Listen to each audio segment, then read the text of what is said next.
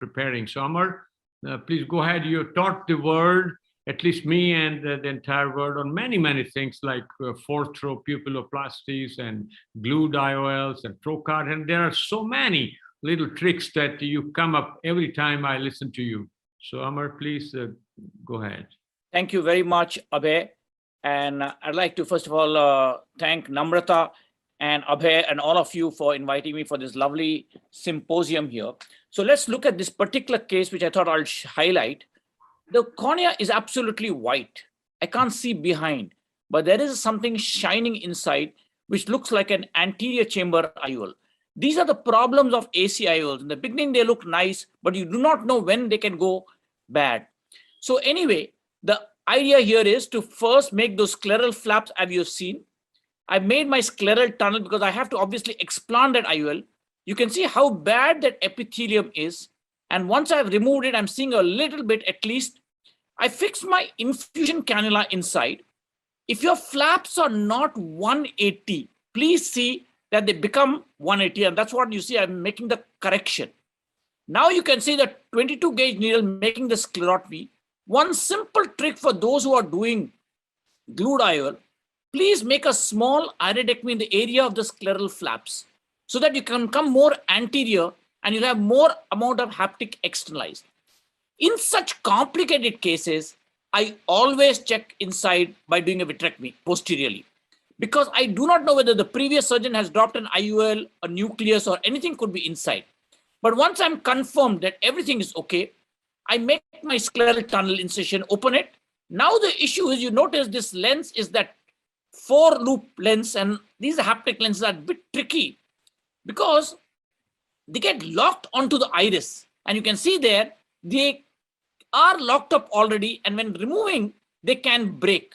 So anyway, I'm explanting them carefully and slowly. The fear in these cases is bleed. So one by one, the haptics are removed. And you can see the final haptic is locked onto the iridectomy which the previous surgeon had created. So I'm trying to remove that without a bleed.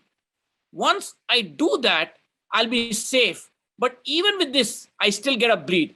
But luckily, I have my infusion on. So all I have to do is increase my intraocular pressure a bit by increasing the fluid.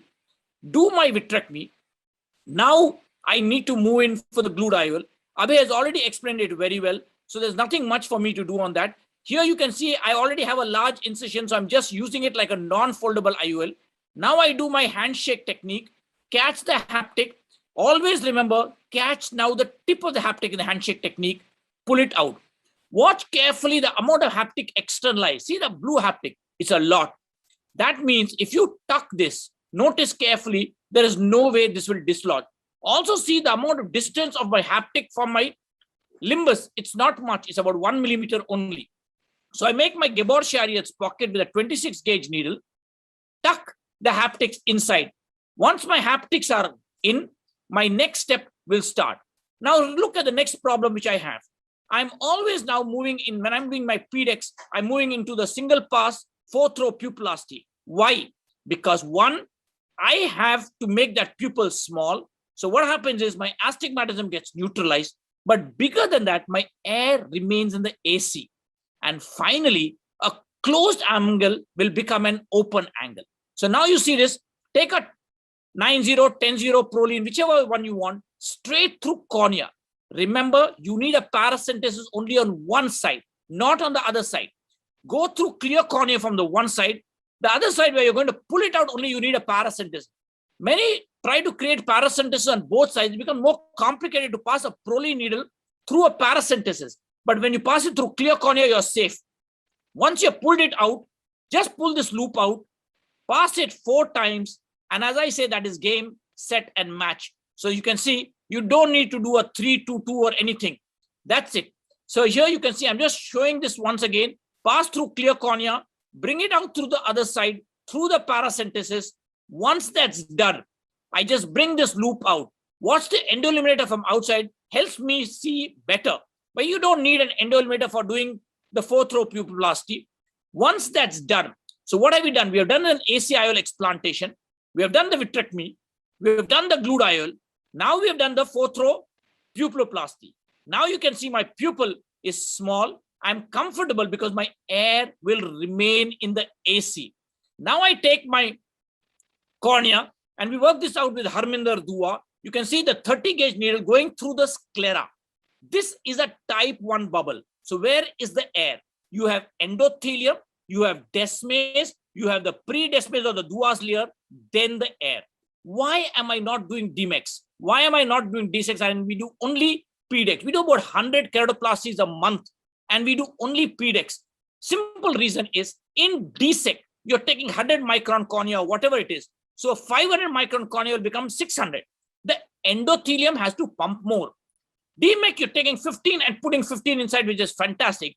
But a problem in DMEC, let's understand here is the donors are above 40 or 50 years because you cannot take off the endothelium from a younger donor.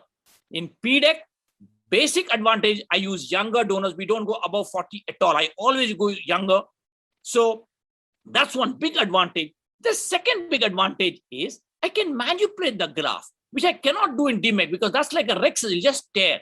Anyway, I've cut the graft inside, stained it, taken the graft, take it into an injector, just like you normally do with any injector, and just inject it inside. So here you can see now, I'm having continuous air infusion there. So all I need to do is do my descemetorexis with continuous air infusion. This is air-assisted PDEC. Once I have got my Descemets removed, all I do is take my graft inside, load it into my cartridge, inject it inside. Once it is injected, simple like in DMEC, unroll it, inject air inside, continuous air infusion comes on. The advantage, as I said, is the peripheral edges can also be unrolled. So I don't do the tap, tap, tap, dance, dance, dance for these grafts. All I need to is I can just manipulate the graft as you can see me doing and fix it. Apply the glue, seal it in. So what did we do? We did an IOL explantation. We did a vitrectomy. We did the gluteal. We did the fourth row pupilloplasty, and we ended with the PDEC. So now the question comes, how did this patient behave? So this is how the case looks at the end of the case. So let's see now the post-operatively, how this patient behaved. You can see the patient pre-op, 2 weeks post-op, 1 month post-op. You can see how the patient is improved. That's 2 months post-op.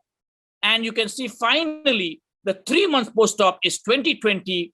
And the final picture, as you can see here, the 9th month post-op 2020 vision. So you can see the cornea, all which is so badly scarred, etc., all has absolutely been cleared because you've done the gluteal, you've done the vitrectomy, you've done the fourth row pupilloplasty, and you've ended with PDEC. Thank you very much. Once again, I'd like to thank Namrata and everyone, Abhay Vasavda, for inviting me for this lovely symposium of yours. Thank you.